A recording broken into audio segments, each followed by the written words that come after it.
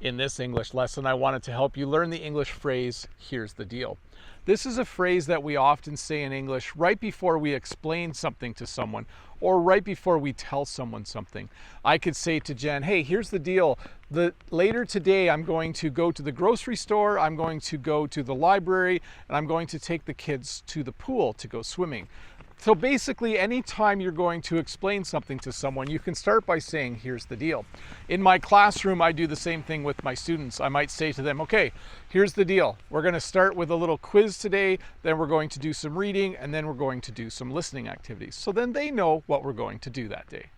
The second phrase I wanted to teach you today is more of a term, but it's the term big deal. When something is a big deal, it means it's really important to someone. When you graduate from school, it's a big deal. When you get married, it's a big deal. When you get your first job, it's a really big deal. So we'll use this phrase in English to talk about something that's really important and really cool that's happening to you in your life. We can also use it to describe a person. Sometimes you describe a famous person by saying they're a big deal. Matt Damon is kind of a big deal in Hollywood. He's a very famous actor. So to review, when you say to someone, here's the deal, it's just a little sentence you use before you're going to explain something or tell them something. And when something is a big deal, it means it's important. It was a big deal to me when I bought my first car when I was younger. It was a big deal because I was then driving a car that belonged to me and not my parents. It was a pretty big deal for me. Anyways, let's look at a comment from a previous video. This comment is from Andre, I believe. And Andre says, good explanation, Mr. Bob. Just to get the picture about wheat harvesting, if the quality of the wheat was low, that means that you have lost money, or the wheat for animals is also profitable. Thank you. And my response was this, it means I got a bit less money, but still profitable. So yes, I was talking about my wheat harvest the other day, and I had promised all of you that I would show you, oh, by the way, thank you, Andre, for the comment. I promised I would show all of you the baler when it came. But I missed that too, so you don't get to see that. But things around here have been a little wet. Many of you asked questions about the quality of the wheat.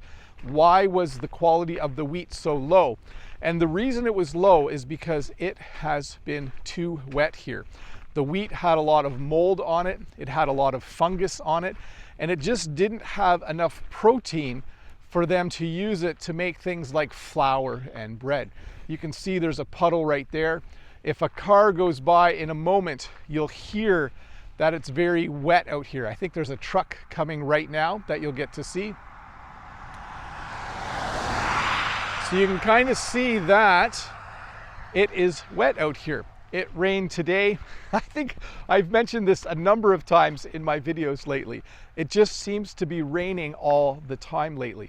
It's really good for the crops. If you look in the distance, the crops across the field are doing really, really well.